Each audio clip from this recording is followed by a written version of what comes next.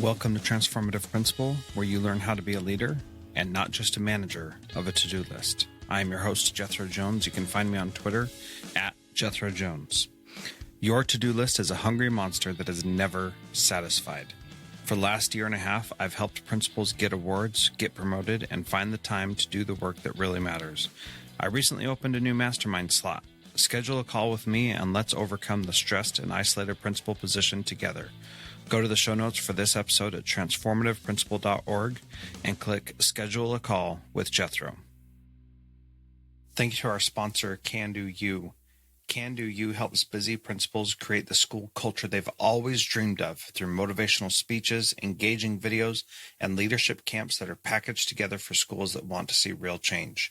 Go to candou.us/Jethro to schedule your call today.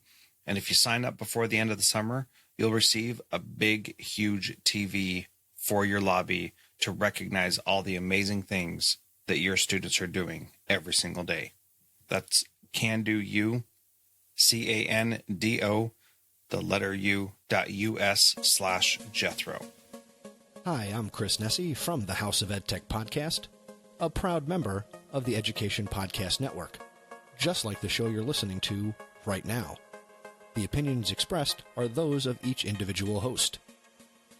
And make sure to check out all the other great podcasts at edupodcastnetwork.com.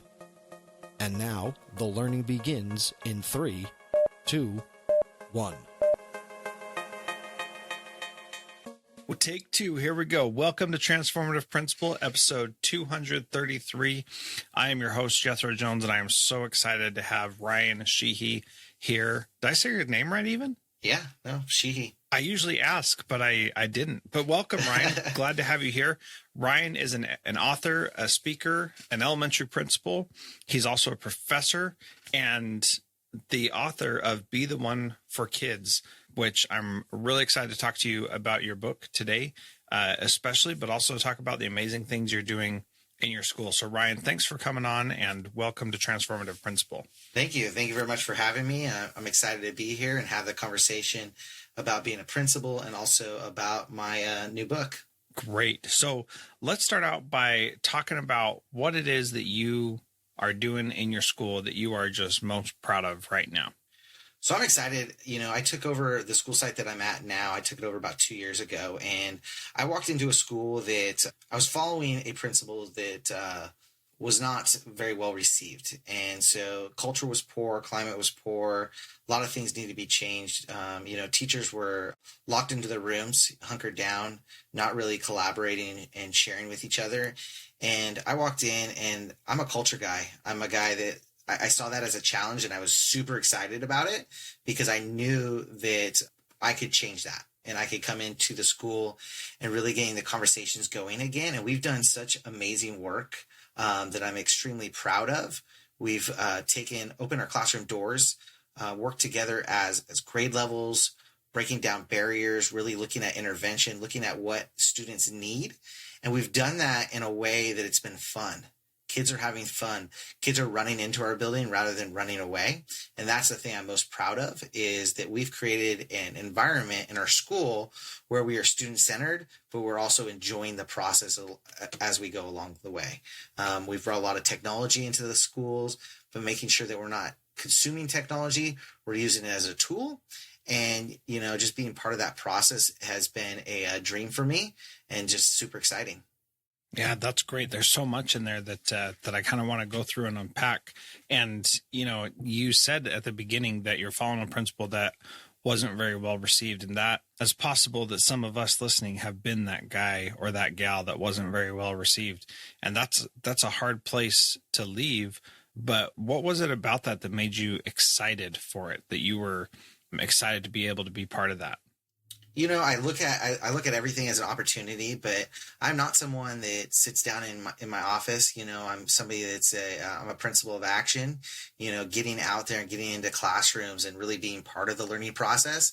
And I just looked at it as an awesome opportunity to build that culture around not being afraid of somebody coming in. At first, it's that, oh, who's this guy that's coming into the classrooms all the time? But by me continuing to show up, it creates that change. And, my predecessor, she, locked herself in the office and was doing a lot of that kind of stuff. So I looked at that and I knew that, and I had that history going in, and I said, hey, I can do this a little bit different. I can still I can multitask and get that stuff done, but there's no reason for me to be stuck in my office doing the paperwork. Why not take my office with me everywhere I go? And that's one of the things that we've been able to transform in that building is not, hey, work can be done, but it doesn't always have to be done in the traditional space. Right. We look at our classrooms, taking our classrooms outside, doing those kind of things. And I'm the lead model doing that, is making sure that, hey, you know what? He's not always in his office doing his work. He's out on the playground. If he needs to get some work done, he can get it out there. If he needs to get into the classrooms, he can be in the classrooms and getting stuff done. Because at the end of the day, we all have families that we want to get to, and I want to model that you can do both. So that's really interesting. So I, for a long time, was of the opinion that I needed to be in classrooms, working with kids and all that.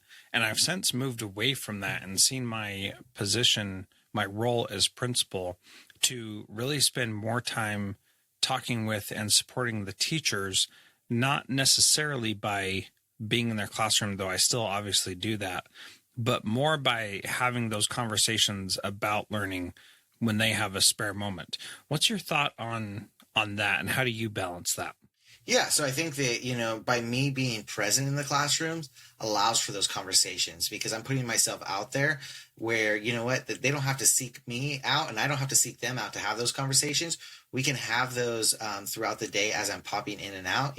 I might be making my rounds into classrooms and I pop in and teachers on prep, and that's a great opportunity for us to have those conversations.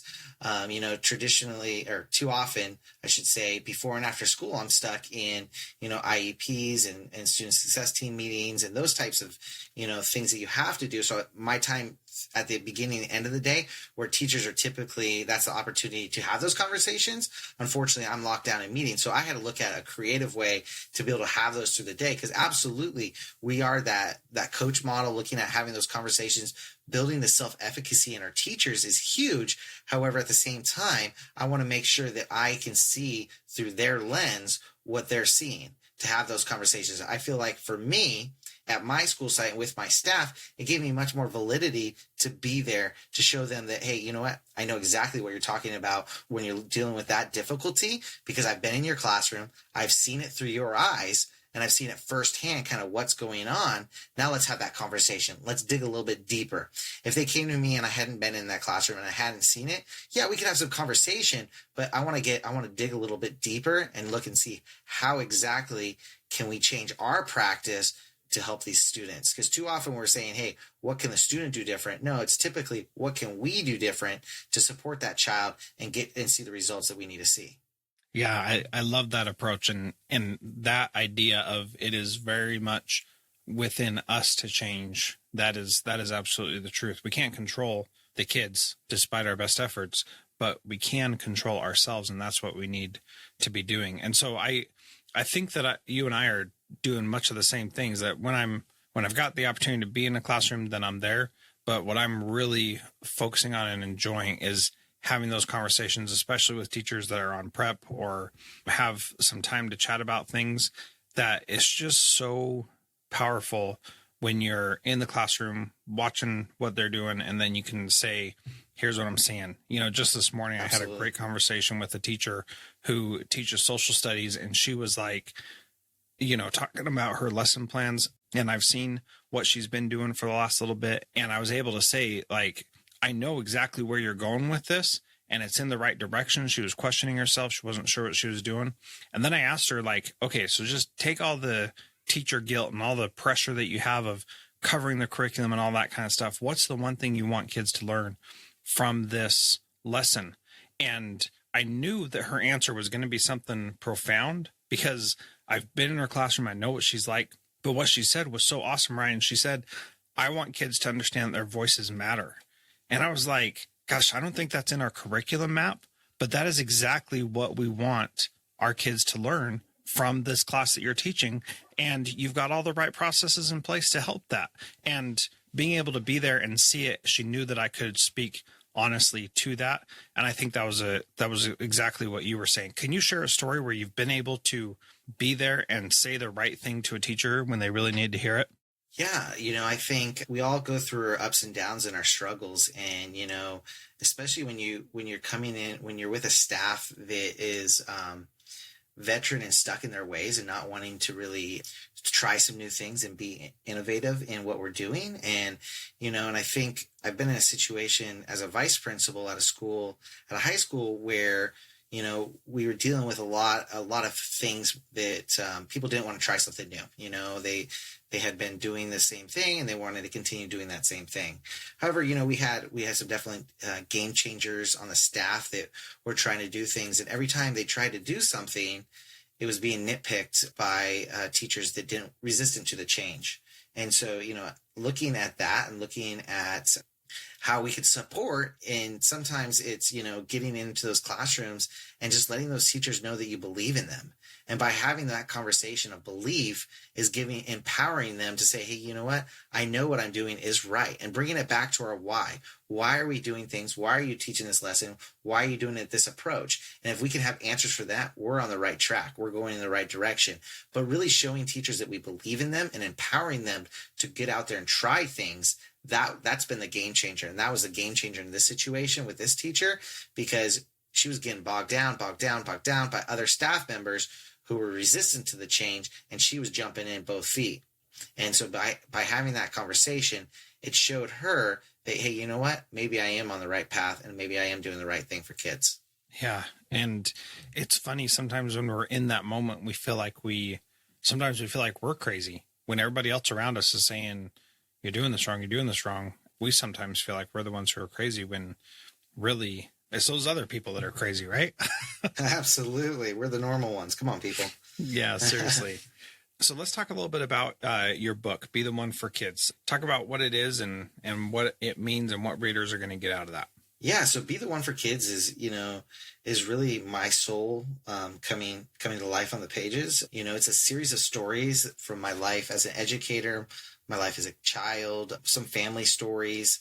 It really takes educators and all readers on a journey through different things. We talk about how you get to know, you need to be the one that learns the students' stories, be the one who believes in them, be the one who advocates for them. And it's a whole bunch of little stories, short chapters that really empower educators to understand that they have the power to change the life of the child. And now is the time to unleash that power. Too often educators sit back and they think about, okay, that's not my job. That's somebody else's job. They're going to fix that. Or that's the principal's job. He can take care of that. Well, no. It's all of our jobs to make sure that we are the one for kids and we're the ones that are changing their lives. The book stems from, I was a physical education teacher, and I worked at 6 different school sites my first 4 years teaching. And then I went to middle school and then eventually high school, and I've worked K-12 in about 15 different school sites. And, that's a wide variety of schools. I've worked from the not so nice areas to the really nice areas and everything in between. And every staff room had something in common. I would be sitting in there and teachers would be talking and having those conversations as like, oh, this isn't my job to do this. This is somebody else's job. It's not going to be me that does it. And I always have those conversations. No, it's exactly your job. It's all of our jobs. We all have the power to be that one person to change the life of a child, to change the life of each other, to do something big. And we need to take that opportunity. And so really, the point of my book is to really empower people and to unleash that power to go out and do something different and do something big and change the life of each other and everybody around us. Yeah, I love that. You've got in the book, it's broken down culture, empowerment, and other things. In the empowerment section, you talk about be the one who helps change the dream. I think I got that right. Can you talk a little bit about what that means to change the dream? Yeah, so, it comes from, I had conversations with one of my high schoolers. I was a vice principal at a high school for a couple of years, and, I had this student who was a straight A student who had the dream. She was going to go out and be a water polo player at an NCAA Division I school, and that was always her dream, and she really wanted that, and that was going to happen. And, as she's getting towards senior year, she felt that pressure, and that pressure kept on mounting, and she realized, hey, that's not my dream. but that's what my parents have been, paying for club polo and doing certain things for. So that has to stay. And, we had the conversation a lot. It's okay to change your dream, but you have to keep dreaming. And that's the big thing that we want to empower our students is, hey, you know what? Yeah, I wanted to be a Major League Baseball player when I was, 10 years old too. And that's okay to have that dream. And it's okay for me still now to have that dream if that's really what I want. But it's also okay for me to say, hey, you know what? That's not what I want to do anymore. Now I want to do this. Too often, I think that when we have those dreams, kids feel unsuccessful if they don't meet those expectations. And, some kids, they have that dream of, hey, in 8th grade, I want to make that 8th grade basketball team. And you know what? It's okay if they accomplish that dream, all the better for them. However, if they don't make that team, we want them to not stop dreaming, but it's okay for the dream to change and create a new dream. But the bottom line is it's unacceptable to stop dreaming. Yeah, that is so powerful. I love that idea of it's not okay to stop dreaming. And so many times kids are looking forward to summer or looking forward to 8th grade or high school or whatever. When they're always looking forward to something, then they miss out on what's right in front of them. And so being able to balance the dream and living in the present, those things are both incredibly important. And, I think about kids who have that pressure from their parents and parents who put that pressure on their kids, that sometimes they live vicariously through their kids. Sometimes they just want the best that their kids possibly can do. And, those are both, just human things that we do. How do you help a kid understand that it doesn't have to be the same dream that it's always been? It just, we have a lot of through conversation, it's really getting back to that relationship piece. But, I use the quote of, are your habits of today on par with your dreams of tomorrow? I use that a lot in conversation. It's like, okay, what is your dream? We talk about that and we have those conversations. Now, what are you doing today to make sure that you achieve that dream? And are you going to do that tomorrow as well? And the next day and the next day and the next day? Because dreams don't just happen. And that's the conversation piece. And that's really the focus of our conversation is that we have to go out and kids can achieve anything, especially these days. If you want to become a paid YouTuber, you can make it happen. It now takes work and it takes dedication, but you can make it. You could set up your habits today so that way you can achieve your dream. And so really taking a look at that, using my own self as stories. When I was a kid, I was going to be a baseball player and a cattle rancher. My brother and I were going to share the cattle ranch. Yeah, I was going to be totally Nolan Ryan style. I was going to be a pitcher, and then we were going to have a cattle ranch, working the ranch. And, I talk about that a lot. I bring in my own experiences. I went to college. I changed my majors 3-4 times. I didn't know exactly what I wanted to do, but I knew I wanted an education. And so, bringing in my own personal experiences helps kids understand that, what, it's okay to change that and to really stay focused. As long as whatever we choose our dream is, we're going to start establishing patterns now to make those achievable. Because I'm not a big fan of, in high school students, those unrealistic expectations of, this is just going to happen to me one day. I'm going to become a millionaire. That's my dream. That's great. But now let's try to make that something that we can achieve. Let's set up those habits today that's a possibility, because it's definitely a possibility, but nothing comes without hard work. Yeah.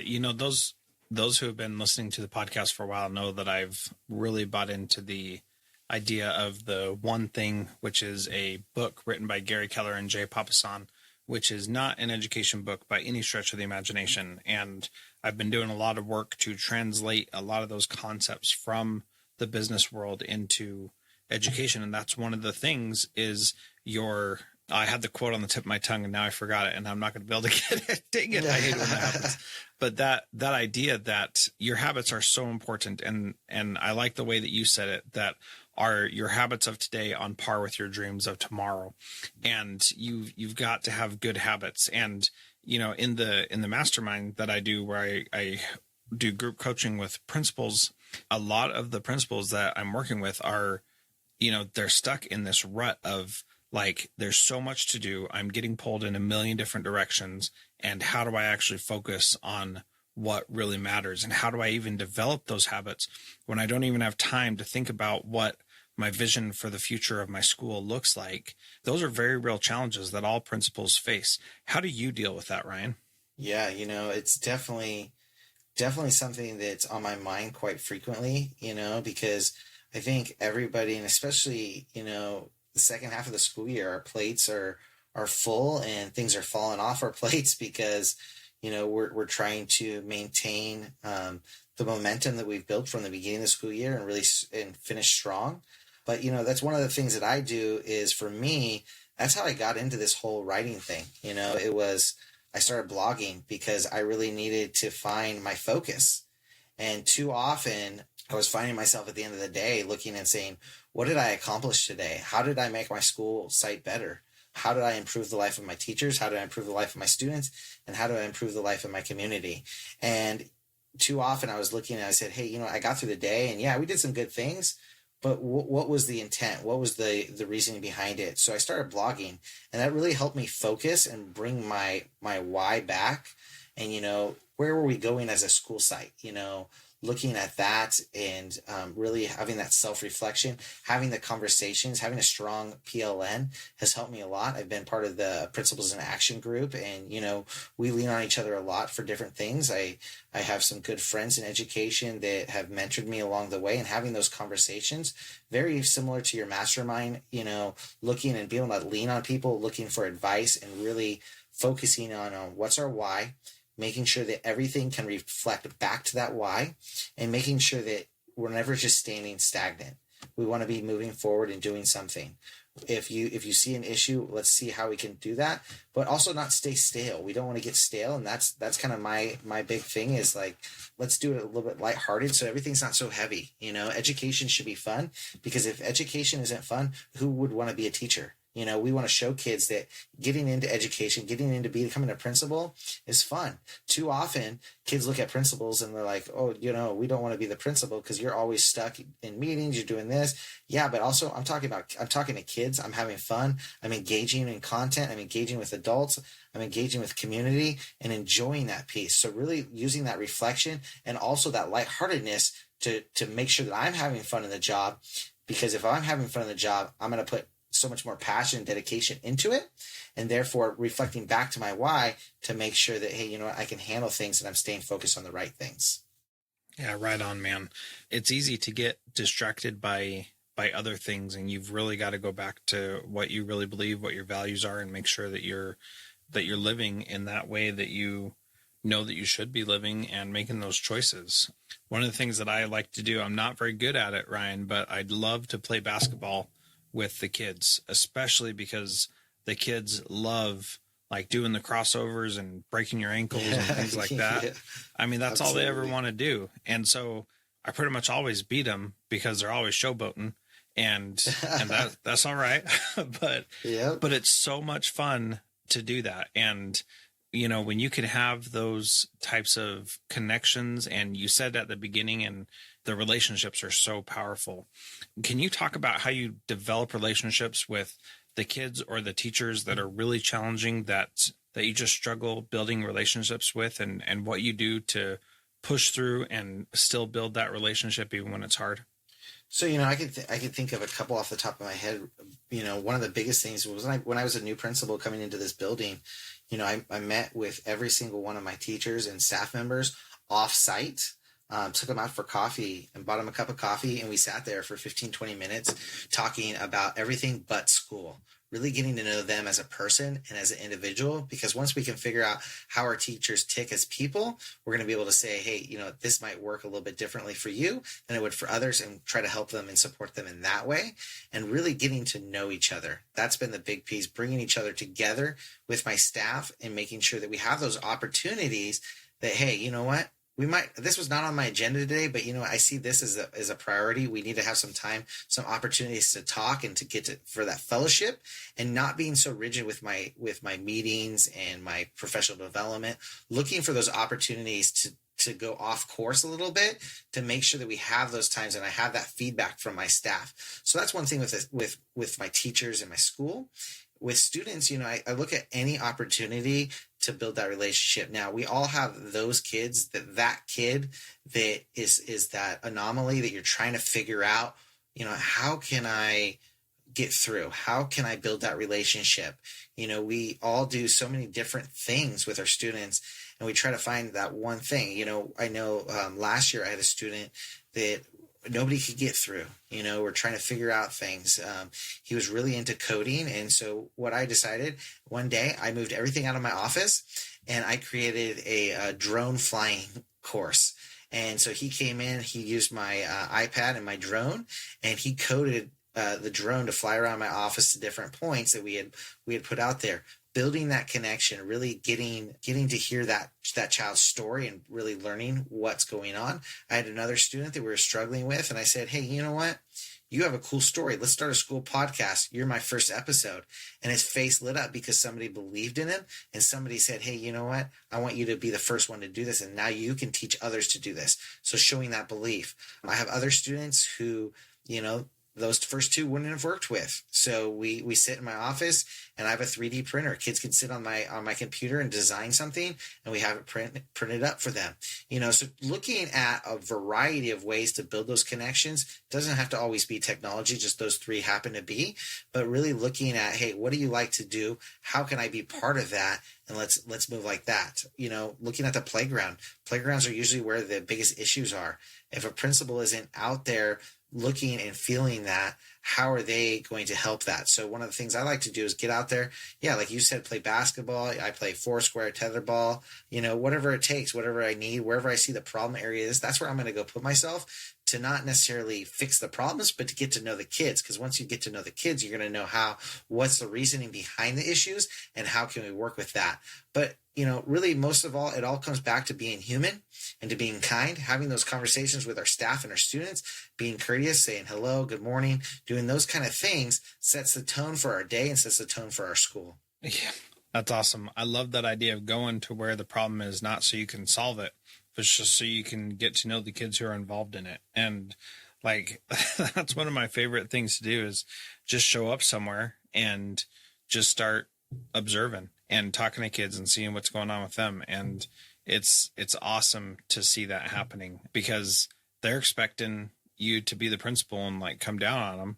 But Absolutely. If you're just seeing what's going on, then they're like, oh, maybe he's not so bad. And then they're like, oh, maybe I can actually tell him what's going on. And so then they come and say, hey, this is what the problem is over here. And you're like, oh, okay, cool.